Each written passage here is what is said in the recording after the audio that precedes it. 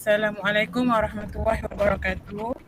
Okey, kami daripada PAI 2. Okey, yang terdiri daripada 3 ahli kumpulan. Yang pertama saya sendiri Nur Aziza binti Agus, yang kedua Siti Hajar binti Azri dan yang ketiga Nur Aisyah binti Khairul Bashar. Okey, kami akan membentangkan tentang langkah ataupun cara atasi masalah mencuri. Next. Okey, definisi mencuri. Daripada sudut bahasa, mencuri adalah mengambil harta orang lain secara sembunyi-sembunyi. Yang kedua adalah istilah syarak, iaitu seseorang yang mengambil harta orang lain secara sembunyi-sembunyi dan harta tersebut cukup syaratnya iaitu bernilai. Harta itu adalah bernilai. Boleh dialih, mencukupi kadar nisab dan tanpa kesamaran milik. Maksudnya tanpa barang tu pemiliknya siapa dan diambil secara senyap-senyap. Seterusnya diteruskan oleh Siti Hajar. Baik, saya akan menyambung pembentangan mengenai tajuk cara mengatasi ataupun penyelesaian masalah mencuri berdasarkan jenayah ataupun seterusnya dari segi kurikulum. Baik, di sini kita tengok dulu isu-isu. Isu-isu mencuri yang mana saya dapat daripada Keratan Akhbar. Okey, yang berlaku di negara kita, Malaysia. Okey. Baik, seterusnya saya akan terus pergi kepada peranan sekolah dari sudut bimbingan dan kaunseling untuk mengatasi masalah jenayah mencuri ini. Okey, baik. Terdapat 4 orientasi perkhidmatan yang sering digunakan semasa merancang, mengurus dan melaksanakan perkhidmatan bimbingan dan kaunseling di sekolah. Okay. Keempat-empat orientasi ini mempunyai area penekanan yang berbeza mengikut keperluan, keupayaan dan keutamaan sekolah masing-masing. Ia juga bergantung pada bagaimana guru bimbingan tersebut membina serta menyusun perancangan kerja beliau lah. Baik, yang pertama mengenai orientasi krisis. Apa dia orientasi krisis? Orientasi krisis ialah pendekatan yang perlu digunakan oleh guru pembimbing semasa berhadapan dengan pelajar-pelajar yang berkrisis ataupun mengendalikan setiap krisis yang timbul secara mendadak dan memerlukan perhatian ataupun tindakan segera dan spontan daripada guru bimbingan tersebut ataupun pihak pengurusan sekolah. Okey. Contohnya, apa contoh untuk orientasi krisis ni? Cara penyelesaiannya contohnya kemahiran mendengar secara aktif dan empati. Okey, memberikan sentuhan ataupun ucapan. Okey, apabila pelajar berlainan jantina dengan guru pembimbing tersebut, okey, kita boleh gunakan orang lain untuk berbuat demikian. Dan kemahiran-kemahiran lain yang dirasakan perlu dan sesuai. Baik, yang kedua kita pergi pada orientasi pemulihan. Apa pula cara orientasi pemulihan ni? Iaitu dengan pendekatan yang memberikan tumpuan pada masalah. Okey, iaitu masalah mencuri ni lah. Okey, ataupun kekurangan yang dapat dikenal pasti pada pelajar tu ataupun berlaku dari semasa ke semasa. Okey. Seterusnya, langkah mengatasi dijalankan dengan harapan setiap pelajar yang terlibat dapat mengubah perlakuan bagi mengelakkan daripada berlakunya jenayah mencuri itu tadi. Okey, contohnya aktiviti pemulihan adalah kaunseling individu ataupun kaunseling berkelompok antara guru dan pelajar yang mencuri itu ataupun guru dan ramai pelajar yang mencuri, yang telah membuat jenayah mencuri tersebut. Okey, baik. Seterusnya yang ketiga, orientasi pencegahan. Apa itu orientasi pencegahan? Orientasi pencegahan ini adalah pendekatan yang mengambil kira andaian sebelum sesuatu isu ataupun masalah itu timbul dan meruncing. Okey, usaha perlu dijalankan bagi menghalang jenayah mencuri ini. Kesalahan kes mencuri ini. Keperluannya dapat dikesan melalui petunjuk atau petanda yang berlaku dalam persekitaran semasa. Contohnya, program ataupun aktiviti yang dapat dijalankan iaitu kempen dan pendidikan pencegahan kes mencuri. Okey. Seterusnya, kempen adab sopan dan menjaga maruah harga diri. Ataupun seminar belajar berkesan, bengkel persediaan menghadapi peperiksaan, biar mereka fokus pada peperiksaan kan. Okey, kursus motivasi, khusus kepimpinan diri dan berbagai lagi cara. Baik, seterusnya yang terakhir iaitu orientasi perkembangan. Apa dia orientasi perkembangan? Ialah pendekatan utama yang banyak dan sering digunakan oleh perkhidmatan bimbingan dan kaunseling di sekolah. Ini yang selalu digunakan oleh guru kaunseling di sekolah lah. Okey, ia bersifat menyeluruh ataupun melibatkan semua pelajar. Okay. Orientasi perkembangan adalah usaha mengenal pasti keperluan pelajar semasa berada di dalam sekolah supaya mereka dilengkapi dengan secukupnya ilmu, pengetahuan, kemahiran serta peluang membina sasiah dan akhlak mulia. Baik, seterusnya saya pergi kepada cara lain yang boleh digunakan untuk mengatasinya, iaitu dari segi lawatan sambil belajar. Baik, lawatan sambil belajar. Lawatan sambil belajar ini ialah kaedah lain yang boleh digunakan untuk para pelajar supaya dengan mengadakan aktiviti membawa pelajar keluar daripada kawasan sekolah. Okey. Kebiasaannya aktiviti lawatan sambil belajar dikendalikan oleh guru mata pelajaran. Okey. So jadinya tujuan dia untuk mendapatkan pengalaman dan pengetahuan sebenar semasa pelajar tu berada di tempat lawatan. Contohnya kita boleh bawa dia pergi penjara. Lawatan pergi ke penjara supaya pelajar itu sedar dan merasa takut untuk membuat membuat kesalahan mencuri.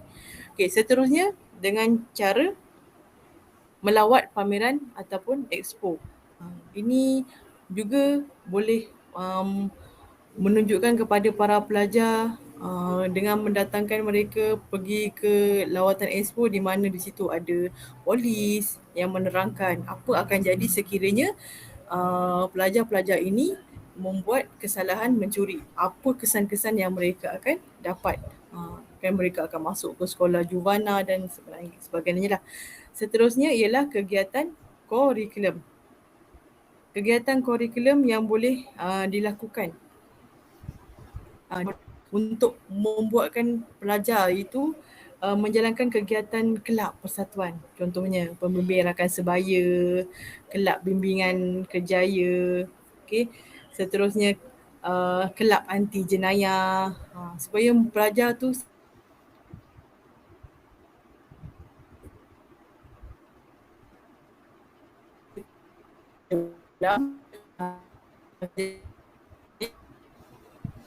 baik. Cukup sekadar itu penerangan daripada saya. Seterusnya akan disambung semula pada sahabat saya iaitu Azizah.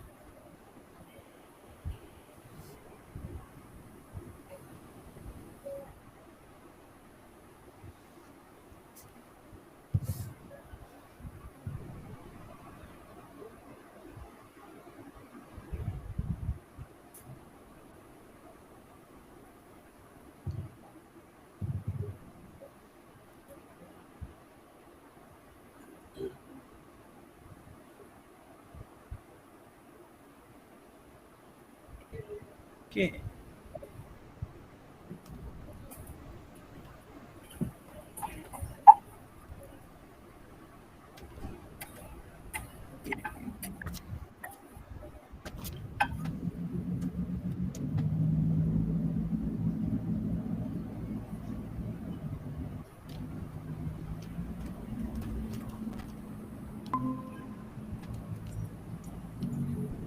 Okay, Assalamualaikum warahmatullahi wabarakatuh.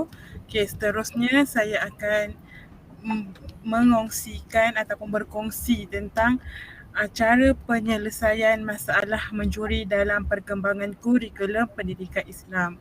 Next.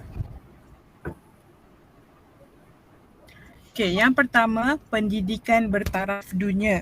Okay, para guru boleh menggunakan teknologi dalam pendidikan. Guru boleh menggunakan teknologinya seperti komputer riba, gadget dan sebagainya.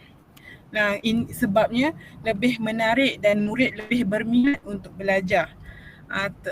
Apabila minat itu ada, murid akan fokus dan aplikasi dalam kehidupan. Boleh buat aktiviti kuis tentang hukuman untuk orang mencuri. Contohnya dalam aplikasi Kahoot. Okey.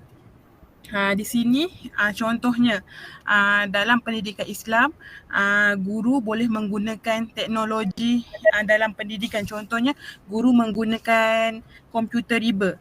Okey, dalam komputer riba tu boleh adakan kuis contohnya dalam Kahoot. Dalam Kahoot tu guru boleh adakan kuis tentang hukuman orang mencuri. Okey, bila ada kuis, murid lebih minat. Bila lebih minat, murid akan lebih suka untuk belajar dan lebih fokus. Bila fokus, murid akan sedar tentang kesalahan mencuri, tentang hukuman mencuri yang akan dikenakan. Jadi kat situ murid akan lebih sedar dan masalah mencuri ini boleh diatasi. Dan yang seterusnya, next. Okay, yang kedua pula ialah kepelbagaian sistem pendidikan Malaysia. Okey, yang pertama adalah secara formal, yang kedua adalah secara tidak formal. Secara formal, guru boleh mengajar tentang adab dalam pendidikan Islam. Seperti mana dalam DSKP Pendidikan Islam tahun 5 bahagian sirah, yang ini tentang sifat wajib Nabi. Apa sifat tentang sifat Nabi? Apa itu? Iaitu itikon, yang ini rajin. Okey, kandungan standard pembelajaran dalam DSKP Pendidikan tahun 5 iaitu dalam tajuk 5.2.4 iaitu murid dapat merumus iktibar daripada tindakan Nabi Muhammad yang bersifat itikan, iaitu rajin dan mengamalkannya dalam kehidupan seharian. Apabila mengamalkan sesuatu pekerjaan dengan bersungguh-sungguh, masalah kecurian ini dapat diatasi. Okey, maksudnya kat sini, bila guru mengajar tentang adab dalam pendidikan Islam, contohnya sifat Nabi ini itikannya, ini rajin. Okey, murid boleh mencontohi sifat Nabi, iaitu sifat apa? Sifat itikan, rajin kerja bersungguh-sungguh. Bila kita rajin kerja bersungguh-sungguh, kita ada pendapatan yang tetap, kita ada pendapatan untuk kelangsungan hidup, makanya kita boleh mengatasi masalah mencuri ini. Okey, yang kedua adalah secara tidak formal. Tidak formal macam mana? Menyampaikan ilmu, yang ini keburukan dan kesan mencuri dengan menggunakan bangunan selain bangunan sekolah. Contohnya apa? Masjid. Maksudnya boleh menyampaikan ilmu tu di masjid, di surau ataupun di dewan kampung dan sebagainya. Okay, next. Yang ketiga adalah kesepaduan ilmu dari fardu kifayah dan fardu ain digabungkan. Okey, fardu kifayah, ilmu untuk menguruskan sistem. Maksudnya fardu kifayah ni semua tahu kan. Okey, yang kedua, guru mengajar menggunakan teknologi seperti YouTube sebagai langkah mengatasi kecurian. Murid boleh amalkan teknologi untuk cari perkara-perkara agama. Okey, maksudnya fardu kifayah, guru mengajar murid menggunakan teknologi seperti YouTube. Okey, maksudnya guru ni ajar murid menggunakan YouTube seperti untuk mencari langkah mengatasi kecurian dan murid mengamalkannya. Yang kedua adalah fardu ain, iaitu ilmu untuk menguruskan jiwa daripada Al-Quran. Okey, guru boleh mengajar kepada murid bacaan dan tafsir, iaitu sunnah, sejarah dan sunnah Nabi. Bila guru ajar kepada murid dan murid amalkan, contohnya guru ajar tentang hukuman hudud, maksudnya itu adalah ilmu agama, dan guru mengajar kepada murid dan murid akan berasa takut dengan hukuman tersebut dan boleh mengurangkan masalah kecurian. Dan seterusnya, next. Ini kepentingan takbir urus insan dalam pengurusan pendidikan Islam. Setiap individu akan bersifat terbuka dan tidak jumud. Dari sudut pengurusan sekolah akan menjadikan guru kaki tangan dan pentadbir yang beramanah, cekap dan berdisiplin. Boleh menjadi contoh kepada murid untuk ke arah kebaikan, dapat membina jati diri agar tidak mudah putus asa apabila berlakunya kegagalan. Murid tidak akan mencuri kerana dikelilingi oleh orang yang positif. Secara tidak langsung, ahli organisasi sekolah bersedia dan sentiasa menjalankan tugasan tanpa perlu paksaan. Okey, maksudnya kat sini, dari sudut pengurusan sekolah, contohnya guru-guru, kaki tangan sekolah, okey, dia akan bersifat beramanah, cekap dan berdisiplin. Apabila guru-guru dan kaki tangan di sekolah mempunyai sifat berdisiplin, sifat yang baik, dia akan menjadi contoh kepada murid. Bila kita menjadi contoh kepada murid, murid ikut dan murid tidak akan ataupun murid akan mengelak daripada melakukan perkara-perkara yang tidak elok. Antaranya adalah mencuri. Sebab dia disekelilingi oleh orang-orang yang positif, orang-orang yang baik. Jadinya langkah ini juga boleh mengatasi masalah mencuri. Okey. Seterusnya saya teruskan pembentangan kepada kawan saya iaitu Nur Aisyah binti Khairul Bashar. Terima kasih kepada saudara Nur Aziza. Okay, saya Nur Aisyah binti Khairul Bashar dari kelas PAI 2. Okay, hari ini saya akan kongsikan tentang langkah penyelesaian kes curi di Malaysia merujuk kepada perkembangan kurikulum pendidikan Islam. Okay, menurut SKPMG 2, iaitu guru sebagai pendorong. Guru mendorong emosi murid dalam melaksanakan aktiviti pembelajaran terancang. So maksudnya kat sini, seorang guru tu memberi pujian kepada murid. Bila pelajar buat sesuatu perkara dalam pembelajaran, guru beri pujian lah. Kita bagi dia semangat. So dari situ dia faham, ada orang yang faham dia, so tak akan berlakulah kes kecurian ni. Contoh guru cakap, okay, awak bagus hari ni, so saya akan bagi awak hadiah. So dari situ pelajar ni akan rasa kasih sayang tu lebih kepada dia. Okay, seterusnya. Okay, guru mendorong minda murid dalam melaksanakan aktiviti terancang. Okay, kat sini maksudnya merangsang murid berkomunikasi dan berkolaboratif, iaitu mengemukakan soalan yang menjurus ke arah pemikiran kritis dan kreatif. So kat sini bila kita mengajar dalam kelas, kita ajar diorang tu dengan cara yang diorang faham dan diorang boleh bertanya kita balik. So, maksudnya kita adakan aktiviti yang seronok. So macam tadi kawan saya cakap, kita ajar bagi diorang rasa seronok. So dalam pembelajaran tu tak ada rasa yang membosankan lah. Bila ada rasa membosankan, murid macam tak nak belajar lah. So dari situ kita kena ubah cara kita punya pembelajaran supaya murid rasa bila masuk kelas dia suka nak belajar. Tak ada yang akan buat perkara yang tak sopan lah, macam mencuri. Okay, seterusnya. Okay, seterusnya guru sebagai pembimbing, iaitu guru memberi tunjuk ajar dalam menguasai isi pelajaran dan kemahiran. Okay, kat sini maksudnya guru bertindak sebagai pembimbing tu berdasarkan nilai objektif pelajaran. Kita sebagai cikgu ni untuk membimbing budak lah, membimbing anak murid kita. So kita kena tunjuk ajar yang dia boleh ambil nilai-nilai yang baik. So kalau kita mengajar benda yang buruk, murid pun akan ikut benda yang buruk. Okay, seterusnya. Guru bertindak sebagai pembimbing untuk membolehkan murid menguasai pengetahuan.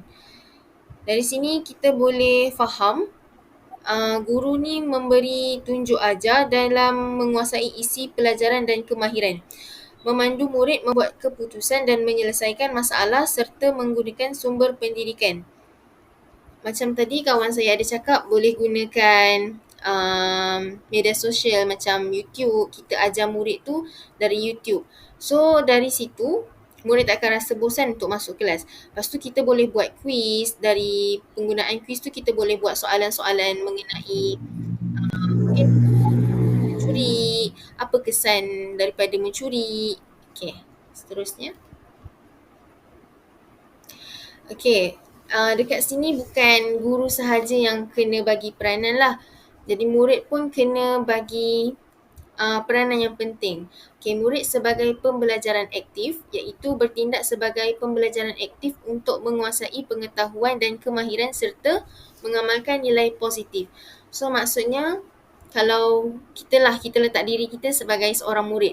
Bila kita masuk kelas, bila cikgu mengajar perkara yang maksudnya macam hukum-hukum mencuri. So dari situ kita ni sebagai murid boleh ambil nilai-nilai yang baik lah. Apa hukum mencuri? Bila kita mencuri, kita akan dikenakan hukuman, betul tak? Macam kita akan dimarah dan sebagainya lah. Okay, so dari situ kita boleh letak diri kita ni sebagai seorang murid dan ambil nilai-nilai yang positif. Cikgu ajar kat depan contoh tentang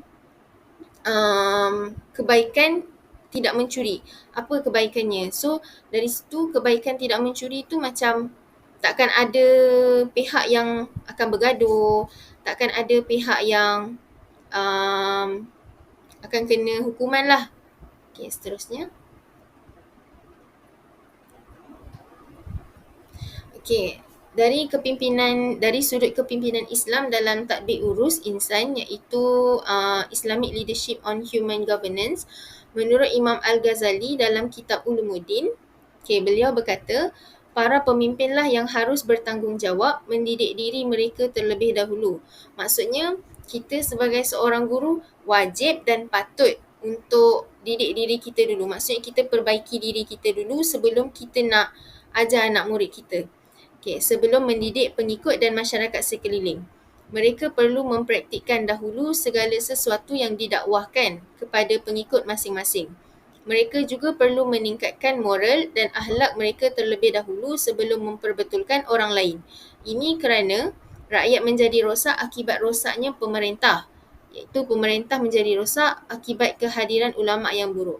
So dari sini kita faham bahawa kita ni guru, kita akan ikut orang yang lebih atas daripada kita lah. Kita tak akan terus jadi guru ni kita terus ajar je. Tak.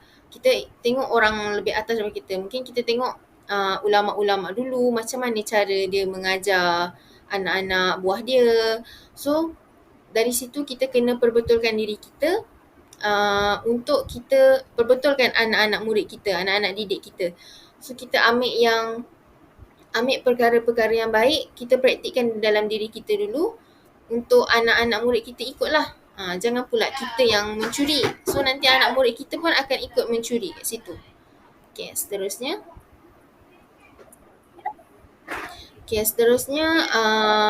Menurut Ismail Noor, tahun 2000, melihat kepada kepimpinan baginda Rasulullah SAW, ternyata baginda mengambil kira syura, keadilan yang adil dan saksama, dan kebebasan untuk bersuara dalam setiap urusan ummah, dan ketiga-tiga perkara tersebut dijadikan sebagai faktor asas dalam kepimpinan Islam. Faktor-faktor tersebut mestilah dilaksanakan dalam tadbir urus dan ianya haruslah selaras dengan 5 aspek sistem nilai Islam yang berkaitan dengan kewibawaan diri, peningkatan dalam perhubungan, keberkesanan dalam kepimpinan, tata susila yang beretika serta peningkatan moral melalui pengetahuan rohani. So maksudnya dekat sini kita kena ikut contoh Rasulullah lah. Macam mana cara Rasulullah didik pengikut-pengikutnya. Macam mana Rasulullah